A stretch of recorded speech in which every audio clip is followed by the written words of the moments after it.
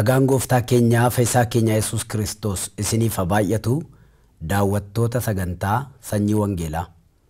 Yeroo darbee gatiin namaa Waaqayyo duratti guddaadha kan jedhu kutaa tokkoffaaf kutaa lammaffaa walii wajjin ilaalaa turre. Kutaa sadaffaa isinii qabadhe akkan dhiyaadhu isinitti dubbadheen ture. Fedhaaf jaalala Waaqayyoo ta'ee guyyaa har'aas kutaa sadaffaasaa gatiin Abrahaam Waaqayyo duratti akkamitti guddate kan jedhu isiniif qabadhee dhiyaadheera. Kutaa sana akkasii yaadattaniif nan dubbisaa. Seera uumamaa boqonnaa 15 lakkoofsa 1 sagaleen jiru akkas jedha. Kun erga ta'ee booddee Waaqayyo mul'ata keessa gara Abrahaam dhufee, yaa Abrahaam hin sodaatin, ani gaachana keeti, gatiin kee baay'ee guddaa hin ta'a jedheetu Waaqayyo Abrahaamitti wantoota gurguddaa sadiitti dubbate. Isa jalqabaa hin sodaatin jedhe Waaqayyo. Isa lammaffaa ani gaachana kee jedhee, sadaffaa irratti Waaqayyo gatiin kee na biratti baay'ee guddaadha jedhe. Ammas kana sirriitti dubbadhu, sagantaa kana daawwachaa kan jirtan gatii keessan Waaqayyo guddiseera. Waaqayyo akka nutti dubbatuuf akka dhannu. Gooftaa keenyaa Fayyisaa keenyaa Yesuus Kiristoos ilma Waaqayyoo, ati Masiisa jiraataadha. Sagaleen dubbii Waaqayyoo waa'ee kee yommuu nutti dubbatu, Kiristoos jiraataa akka taate, warra du'an keessaa dura akka kaate, ammas immoo warra jiraniif warra du'an gidduutti faraduuf aboo kan qabdu, Waaqa irratti lafa irratti aboon si duwwaaf kan kenname ati ilma Waaqayyooti. Yeroo kanattis namati gatii isaa guddisuudhaaf jettu, gatii ishee guddisuudhaaf jettutu sagalee kee dhaga'aa jira. Maqaa Yesuus Kiristoosiin sin kadhadhaa, dubbii kee saba keetti dubbadhu. Ilmaan Waaqayyo Waaqayyo irraa kan baratan in ta'u jedhamee caafameera. Namoonni sirraa barachaa turan dhukkuba isaaniitti fooniitti, dhukkuba isaanii hafuuraatti fayyaa turan, ati immoo fayyisaadha. Nama si dhaggeeffachaa jiru kana fayyisi. Gadda keessaa butii baasi. Dhiphina keessaa, abdii kutannaa keessaa, lola seexanaa jalaa butii baasi. Gatiin nama kanaa fuula keetti guddaa akka ta'e cimsi barsiisi. Maqaa keetti sin kadhadha na dhaga'i. Yesuus Kiristoos gooftaa keenya isa deebi'ee dhufuun. Ameen. Waaqayyo gatii namaa karaa baay'ee guddisaa akka ture ilaalaa turre. Keessumaa kakuu moofaa keessatti qabxiilee gurguddaa 10 walii wajjin ilaalaa turre. Waaqayyo nama uumeef maal gochaa akka inni ture. Kakuu haaraa keessatti immoo Waaqayyo gatii namaa kan inni ittiin guddise keessaa inni jalqabaaf guddaan tokko Waaqayyotu namaaf nama ta'ee jenne. Namaaf inni nama ta'e Yesuus Kiristoos kun immoo akkamitti gatii namaa guddise kan jedhu yommuu laalletti, Yesuus Kiristoos lubbuu isaa jaallatee dhala namaaf akka inni kenne. Gatiin namaa baay'ee guddaa waan ta'eef gooftaan keenya Yesuus Kiristoos dhiiga isaa dhangalaasuudhaan dhala namaa akka inni gabaa du'aatti ba'ee bitate isinitti dubbadheen ture. Guyyaa har'aa egaa gatiin Abrahaam Waaqayyo duratti akka guddate ilaaluu jalqabneerraa maaltu guddise gatii Abrahaamiin kan jedhu laal. Qabxii inni jalqabaa gatiin Abrahaam Waaqayyo duratti akka guddatu kan godhe inni guddaaf hangafni Abrahaam Waaqayyotti amanee jedha. Waaqayyoon amanachuun firoo tokko gatii guddaa qaba. Wanti akka Waaqayyoon amanachuu gatii namaa guddisu raawwatee hin jiru. Macaafa qulqulluu keenya keessaa Ibroota boqonnaa 10 lakkoofsa 35 yommuu ilaaltan sagaleen Waaqayyoo akkas jedha. Ammas amanachuu keessan isa gatii guddaa qabu sana hin gatiinaa jedha. Ammas jechuun amanachaa turte, amanachaa jirta, ammas waamichan siif godhuu jechuu isaati. Macaafni qulqulluun Waaqayyoon amanachuu kee hin dhiisinii jedha. Abrahaam kakuu moofaa keessatti nama Waaqayyoon amanate.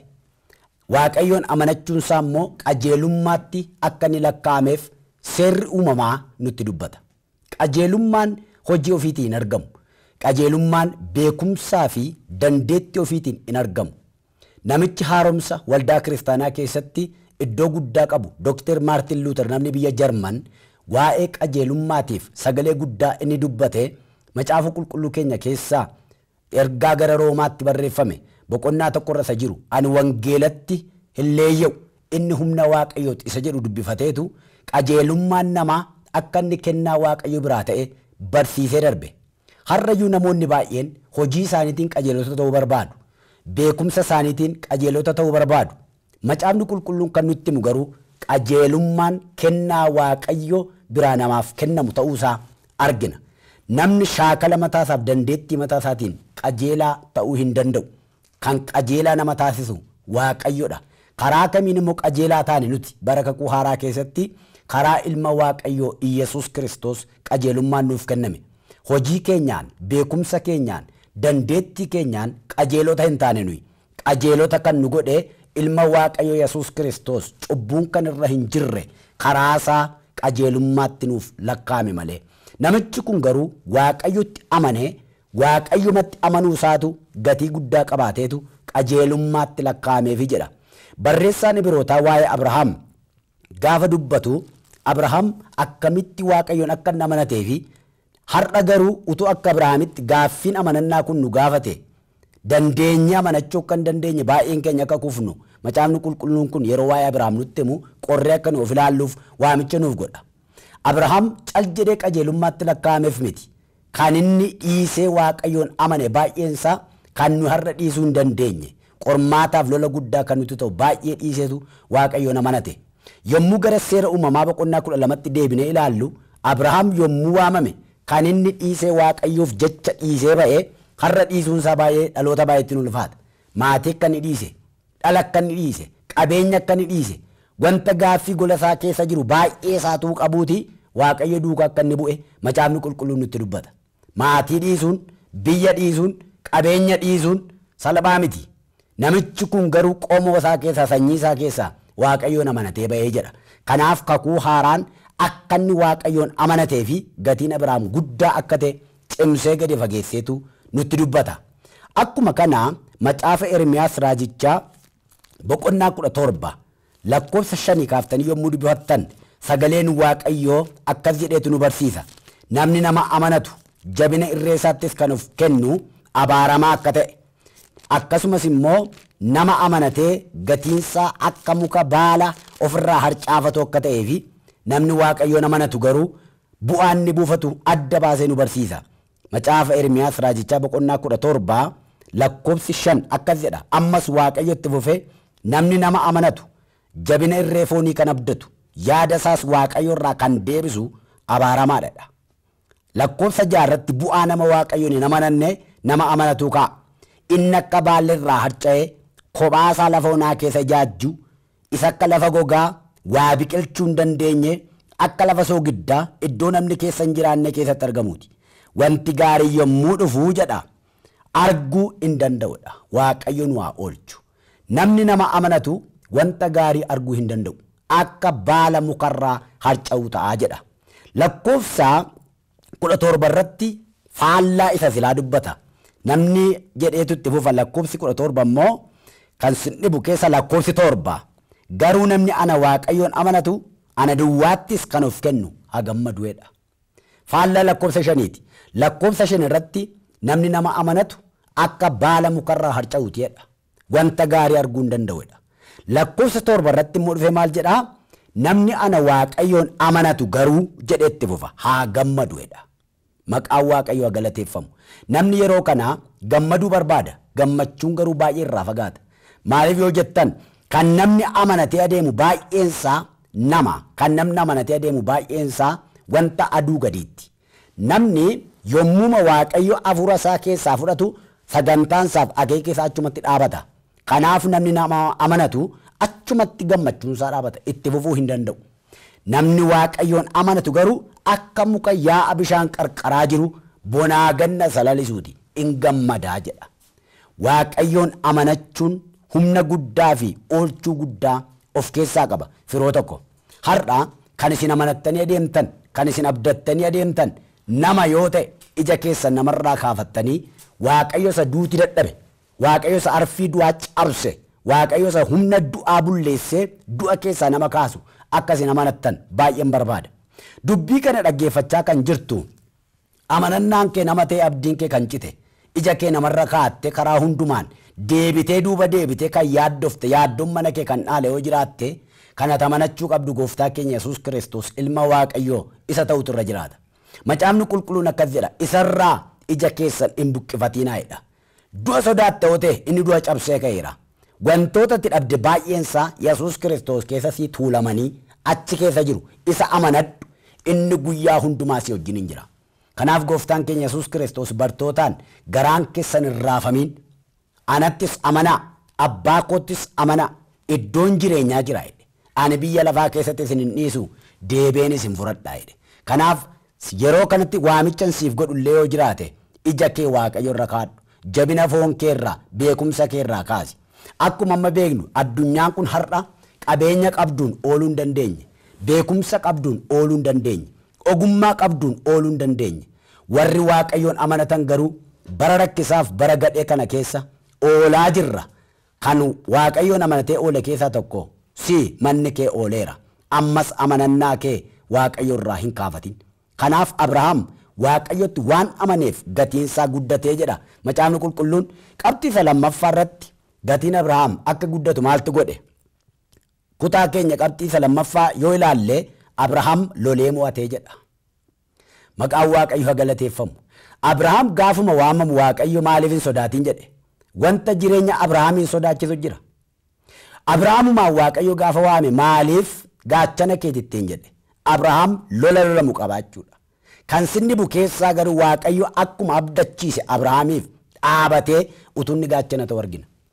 Baay'ee kan sinni bu keessaa, fira isaa keessaa, biyya isaa keessaa, lammii isaa keessaa namichi kun gaafa ba'u lolli isa jalqabaa namanni gaachana naa ta'a.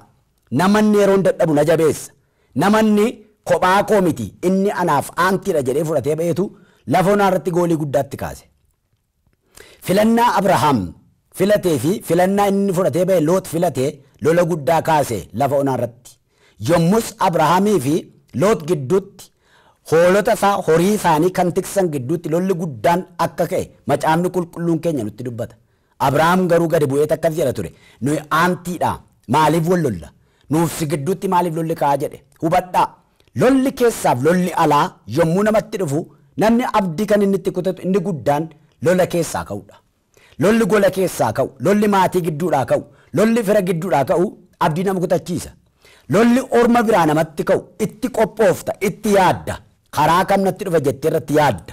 Lolli karaa firaa sitti dhufu, lolli karaa maatii sitti dhufu garuu jireenya kee baay'ee miidhuu danda'a. Abrahaam garuu lola maatii isaa keessaa, fira isaa keessaa itti ka'e kana dandamateetu Waaqayyotu isa gargaaru argineerra. Karaa kana biraa duwwaa miti. Abrahaam kan inni ittiin lolame jaarsa ta'etu biyya isaatii ba'ee Waaqayyoon nagee lafa onaarratu deemuuti haadha manaasaa butuudhaaf ka'e namichi sun. Namichi biyya sana keessatti mootii ta'ee waan hundumaa qabu, aboo qabu, aangoo qabu, bultoosa kan inni itti obsu, bultoosa kan inni itti abdii kutatee Waaqayyoon nu yaada jedhee kakuutti dhaga'u haadha manaasaa jalaa fuudheedha. Kun lola cimaadha dhugaa dubbachuudhaaf namicha kana Waaqayyotu gargaare malee kophaatti hafeera. Inni gaachanan sii ta'a jedhe Waaqayyo garuu galgala dhaqeetu waa'ee Abrahaamiif mootichatti akka inni dheekkame. Galgaluma gaafa sanaa ani gaachanan sii ta'a inni jedhe Waaqayyo Abrahaamiif ulfina isaa deebise. Nama ulfina Abrahaamitti bu'e immoo maseenummaadhaan akka rukute macaafni qulqulluun hin dubbata. Abrahaam halkan tokkotti eebba guddaa eebbifame. Inni Abrahaamin salphisuudhaaf ba'e garuu akka inni maseenummaan rukutame. Duuti mana Abimeelekiin akka gale macaafni qulqulluun keenya gadi fageessee dubbata. Ergaan sii qaba. Waaqayyo gaachanan sii ta'a jedheera taanaan ofiin lolatiin inni dhaabatee sii lolu Waaqayyo maqaan isaa Waaqayyo gooftaa maccaati. Israa'eloota yeroo hundumaa kan dhaabatee lolu harka Waaqayyooti. Israa'eliif dhaabatee kan jiru. Har'umayyuu biyya Israa'eliin biyya lafaa kana irratti ji'oogiraafii ishee yoo ilaaltan biyya xiqqoodhaa fi baay'inni dhaloota sanaa xiqqoo kan ta'an bitaan mirgaan kaabaa kibbaan garuu lolli kan itti baay'atu Israa'el. Hammar'aatti garuu Israa'el in lolamte malee mo'amtee hin beektu. Abrahaam guyyaa Waaqayyo waamee manaa baasee kaaseetu isaaf lolli adda ba'anii hin beekan. Guyyaa tokko garuu Abrahaam mo'amee hin beeku. Ergaan sii qaba ganama kana. Yeroo sa'aatii kanatti dhaggeeffachaa jirtu halkan ta'uu danda'a, guyyaa ta'uu danda'a, hirriba keessatti ta'uu danda'a, utuu raftuutuu teessu, utuu dhukkubsatuu ta'uu danda'a. Haalati keessa jirtu kam keessatti ergaa kana sitti dubbadheera. Waaqayyo ani gaachanan sii ta'a siin jedheera. Lola kana isatti dhiisi, lola kana isatti kenni, innuu dhaabatee siif lola. Inni Abrahaamiif lole Waaqayyo har'a immoo abbaa keenya, abbaa keessan. Abrahaamin waaqayyo waameen salphifne. Waaqayyo duukaa dhaabatee utuu Abrahaamii wajjin lolu argina. Seera uumamaa boqonnaa 14 deebitanii yeroo bifattan lola guddaa tokko loleetu utunni obboleessa isaa Looxiin isa kaleessa isa lolu rakkina keessa lola keessa baafatu macaafni qulqulluun nutti dubbata. Macaafni qulqulluun keenya waa'ee lolaa Phaawulos yommuu dubbatu lolli hafuuraaf lolli foonii akka jiru kaaseetu Phaawulos wal'aansoo hafuuraati jedha. Keessumaa Phaawulos ilma isaa Xiimotewos yommuu gorsu ani wal'aansoo amantii jabeessee qabeera jedha. Fiigicha koos immoo raawwadheera dheetu atis jabaadhu dubbii kana wajjin wal'aansoo qabi. Biyyi lafaa lolaa fi gidiraadhaan kan guuttedha firoo tokko. Gooftaan keenya Yesuus Kiristoos du'aa ka'uu booddee waa'ee biyya lafaa akkas jedhe deeme. Isin amma biyya lafaa keessa jirtanitti in rakkattu jedhe. In dhiphattu jedhe. Yeroo tokko har'aa jalqabee baree rakkina kee raawwatameera jennee namni yoo sitti dubbate atillee yoo of jajjabeessitayyuu gooftaan keenya Yesuus Kiristoos biyyi lafaa rakkinaan akka guute dubbateera. Wanti gooftaan jedhee adeeme keessaa tokko biyya lafaa keessatti rakkina qabdu jedhe. Obboleettii ko obboleessa ko abbaa ko amma na dhaggeeffachaa kan jirtan biyya lafaa kana keessatti rakkina qabda. Gosa rakkinaa garaagari malee. Mana namaa kamii keessatti iyyuu lolleef rakkinni jira. Bifa isaa gosa isaa wal caala malee. Iyyaadatu yoo ta'e macaafa qulqulluu keenya keessaa ergaa Phexrosiin yommuu dubbifattanii tajaajila Phexros keessatti wanta gooftaan dubbate akkasumas Luqaas macaafa isaa keessatti kan barreesse keessaa guyyaa tokko akkastu ta'e Phexros hojiin hojjeta ture nama hojiin beekamaadha. Qurxummii qabee nama jiraatu halkan gaaf tokko garuu qurxummii dhabe iyyaa bule. Ganama immoo gooftaan naqee markaba isaarra gaafa taa'u harkisuu dadhabee iyyee jedha.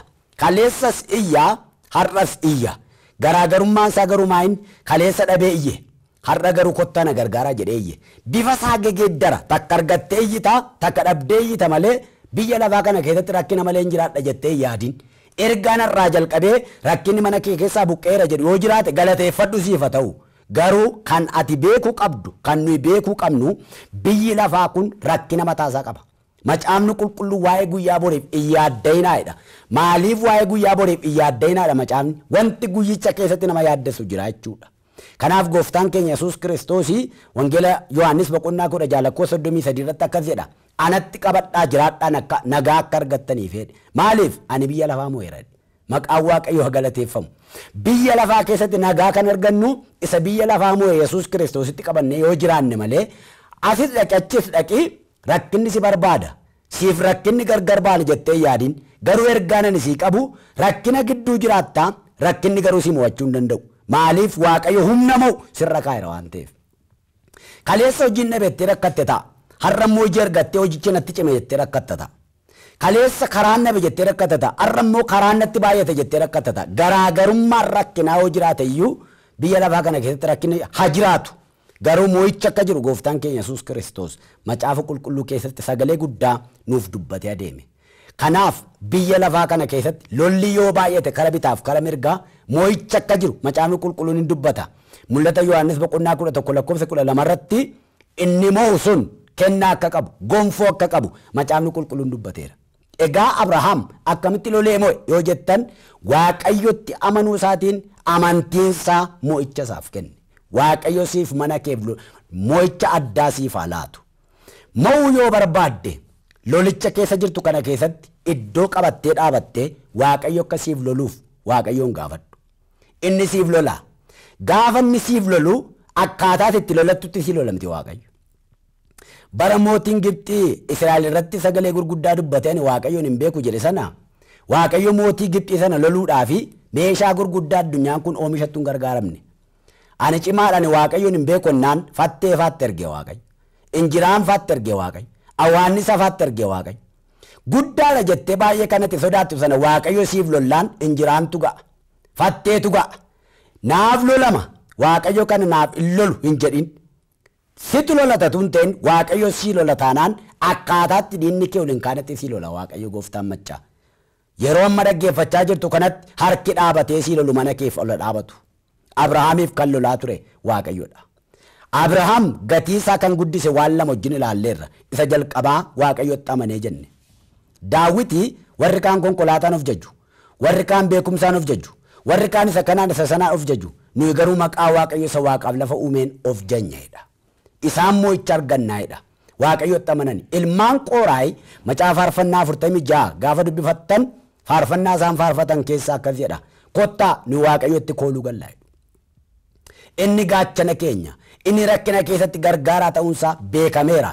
Kanaaf galaanni yoo homachaa'e, tulluu yoo raafame, nu hin sodaannu Waaqni Yaaqoob da'oo keenya argatanii booddee lakkoofsa 10 irratti akkas jedhu dhiisaa gab jedha. Ani Waaqayyo akkan ta'e beekaa. Ani biyya lafaa keessatti ol kaafameera. Maqaan Waaqayyo ulfaatu. Lola mana kee irra jiru ol hin kaasin. Seexana isa si lolu ol hin kaasin. Mana kee keessatti ol ka'ee kan jiru sagalee kanadha. Sagaleen kun immoo baay'ee si lola.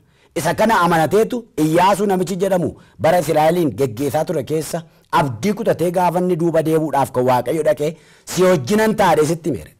Akkamuu si wajjin teettan si duukaa dhaabadhee sitti meera erga yaadachiise booddee gaafa Iyyaasuun Waaqayyotti lola sana dhiisu Waaqayyo waaqarraa dhagaa bobaa harcaasee Iyyaasuuf eeftuu loluu argina. Akkas jedha macaafni qulqulluun lolli Israa'el ammarraatti lolee isa Waaqayyo irra lolee raawwatee ol hin fakkaatudha. Lolli Waaqayyo gaafa sana lolee kanaan duras hin turre har'as hin jiru itti aansees hin jiru. Yommuu Waaqayyo siif lolu mo'ichi kan keeti. Kanaaf Abrahaam Waaqayyotti amanee Waaqayyo isaaf lole. Kanaaf Abrahaam lolicha lole keessatti mo'icha guddaa argate. Mootiin lola Waaqayyotti amanaa ture keessaa namni guddaan Daawit jedhamu guyyaa hundumaa hin lolama Daawit. Daawitiif lolli gargar ba'anii hin beekan. Guyyaa tokko garuu Daawit mo'amee hin beeku. Maaliif yoo jettan lafa dhaqu hundumaatti Waaqayyoon gaafatee ba'a. Waaqayyos Daawit wajjin dhaabateetu mo'icha guddaa utuu Daawitiif kennu argina. Macaafni qulqulluu waa'ee Daawitiin akka jedha. Sagalee Waaqayyo keessaa yommuu dubbifattan Daawit lafa dhaqu hundumaatti mo'ichan argata ture jedha. Gatiin kee Waaqayyo duratti baay'ee guddaadha. Akkati Waaqayyoon amanattetti mo'ichi kan kee ta'a. Sadaffaa irratti Abrahaamiif gatiinsaa akka guddatu kan godhe maali? Inni sadaffaan Abrahaam kennuu beeka. Abrahaam jalqaba maal kenne hojjettan ofiisaa kenne. Gaafa Waaqayyo waamicha guddaa isaaf godhu wanta Abrahaam kenne keessaa tokko ofuma isaa kenne.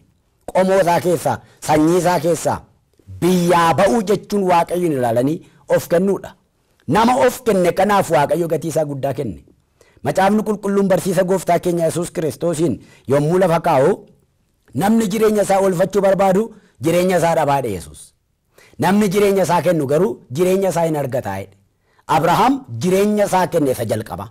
Of kenne Abrahaam. Seera uumamaa boqonnaa 12 yeroo laaltan utuun of kennu laaltu. Seera uumamaa boqonnaa 22 dhattanii gaafa laaltan immoo nama waggaa dheeraa maseena ta'e. Nama waggaa dheeraa utuu kakuu eeguu dulloome utuun dhala isaa kennu argina. Abrahaam inni jalqaba of kenne itti aansee immoo dhala isaa kenne. Bu'aa Abrahaam ofii buufates sanyii isaa guddisee gatii isaa guddisee har'a immoo Waaqayyo abbaan ilma tokkicha qabu Yesuus Kiristoosiin nuuf kenne biyya lafaa hundumaaf gatii namaa ol kaase. Gatiin Abrahaam inni sadaffaa kan guddise of kenne Abrahaam. Akkasumas dhala tokkitti qabu Abrahaam fuudheetu Waaqayyoof laate. Waaqayyo immoo isa Abrahaam dhala isaa kenne sana ilma isaa tokkicha Yesuus Kiristoosiin dabarseetu addunyaa kanaaf laate Waaqayyo. Bartoonni yeroo gooftaan keenya Yesuus Kiristoos isaan waame gooftaa duukaa hundumaa dhiisanii akka isaan bu'an macaafni qulqulluun keenya dhugaa ba'a. Hundumaa dhiisanii duukaa bu'aniitu gaaf tokko Phexros gaaffii guddaa gaafate. Hundumaa dhiifnee osii wajjin buuneerraa nuyi maal arganna jedhanii gaafatan. Bartootatu gatii isaaniitu gaafatan Yesuus Kiristoosiin. Akka jedhe gooftaan keenya Yesuus Kiristoos biyya lafaa kanarratti dachaa 100 argattu jedhe. Bara dhufu immoo jireenya bara baraa argattu jedhe. Gooftaan keenya Yesuus Kiristoosii warra waame hiyyeessotan goone. Warra waame waan nyaattan waan dhugdan hin qabdan hin jenne. Namoonni baay'een illee gooftaan Yesuus Kiristoosii hiyyeessa waan qabu jedhu. Ofumaatti amantan. Kanaafiyyuu waa isinii hin goone jedhaniitu namootatti haasaa dhibaa'ummaa dubbatu. Gaaf tokko garuu Yesuus Kiristoos saba baay'ee halkan 3 guyyaa 3 lafa onaa irratti duukaa turan sanaa namoota walitti qabeetu yeroo bartoonni gadhiisi lafichi lafa onaadha yerichi sokkeera jedhanii isin gidduu waan jiruu jedhe. Isin gidduu waan jiruun gooftaa keenya Yesuus Kiristoosii yommuu sana gurbaan tokko buddeeni qurxummii 2 fi buddeen garbuu 5 baatee jiraayedha.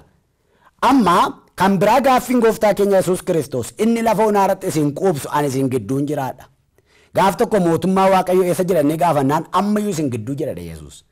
qurxummii sanaa fi buddeen garbuu sana malee alla fonaa irratti waan xinnoo baay'isuu kan hin danda'u isin gidduun jira jechuu Yesuus Kiristoos. Gola Yesuus Kiristoos jiru lafonaatu misa. Gola Yesuus Kiristoos jiru duwwaatu guuta. Akkasuma mana kee keessa Yesuus Kiristoos jira taanaan gatiin kee duwwaadhaan baay'ifamee duwwaan ta'u. Duwwaa keetu deebi'ee guuta malee. Waamichan siif godha. Gooftaan keenya Yesuus Kiristoos akkasiin jedheera. Anaan yoo amanatte loltee moota. Anaan yoo amanatte kennuu barta. Kennuu kee keessaa immoo kennaan ana biraa siif kennamu jira siin jedheera. Kennaan gooftaan keenya Yesuus Kiristoos nuuf kenne Wangeela Yohaannis boqonnaa 10:88 irratti ani jireenya bara baraa isiniif nan kennaa jedhe. Nagaan keessan baay'atu. Gatiin keessan baay'ee guddateera. Gatii kee guddise kana gooftaan kan inni ittiin cuunfee si eegaa jiru jireenya bara baraati. Ati nama bara baraan duudhaaf waamamte miti. Nama bara baraan jiraachuuf waamamtedha. Gatiin kee jireenya bara baraati. An gatii kee hin xinneessu siin jedheera Waaqayyo. Gatiin kee jireenya siin jedheera. Warra du'an keessaa ka'i. Warra badan gidduudhaa deebi. Gatiin kee guddateera. Waaqayyo gatii kee akka guddise kan amante. Sagalee kana kan beektu. Lafa jirtu amantee Yesuus Kiristoos duukaa kan hin bu'in waamichan siif godha. Yesuus Kiristoos si barbaacha dhufeera. Kanaafan sanyii kana sirratti facaasaa jira. Kanaafan sanyii kana gola keetti dubbachaa jira. Gola kee kana keessatti sanyii Waaqayyo biqiluutu irra jira. Sagaleen kun laphee kee keessatti biqiluutu irra jira. Waamicha guddaa ani siif godhu Yesuus Kiristoosin akka amantu. Naa wajjin kadhannaa kana kadhadhu. Abbaa gooftaa keenyaa fayyisaa keenya Yesuus Kiristoos. Dukkana keessa gara ifaatti waan na waamteef maqaa kee nan eebbisa. Maqaa koo galmee jireenyaa irratti naaf barreessi. Duubatti akkan hin deebineef na gargaari. Isa hamaa sanyii kana na keessaa nyaatu na keessaa ifadhu. Anaaf sanyii koo kan ta'an hundumaa gareefa kanaatti waan. Cubbuu koo waan naa dhiifteef. Jireenya bara baraas waan naa kenniteef. Maqaa kee nan eebbisa. Maqaa gooftaa Yesuus Kiristoosiin. Ameen. Namni amma kadhannaa kanaa wajjin kadhattee waldaa naannoo kee jiranitti dhaqee harka kee kenni. Isa booda jajjabeeffame. Sagaleen sirratti faca'e kun jireenya bara baraatiin akkasi ga'u. Gatiin kee akka guddate atis dhugaa ba'i. Namoota sanyii kana hin facaafne keessaa tokko hin ta'in. Namoota sanyii kana facaasan keessaa tokko taatu waamicha guddaan siif kenna. Egaa daawwattoota keenyaa tajaajila sanyii wangeelaa keessaa kutaa jalqabaaf kutaa lammaffaaf sadaffaa gatiin namaa Waaqayyootti guddaadha kan jedhu kanumaanan goolaba. Har'a istiidiyoo kana keessa ogeessonni kaameraa anaa wajjin jiran Abdii Qalbeessaa fi Sooressaa Cimdeessaa Waaqayyo bara isaanii haa eebbisu. Nagaan isiniif haa baay'atu. Gatiin keessan Waaqayyo duratti guddateera. Ameen.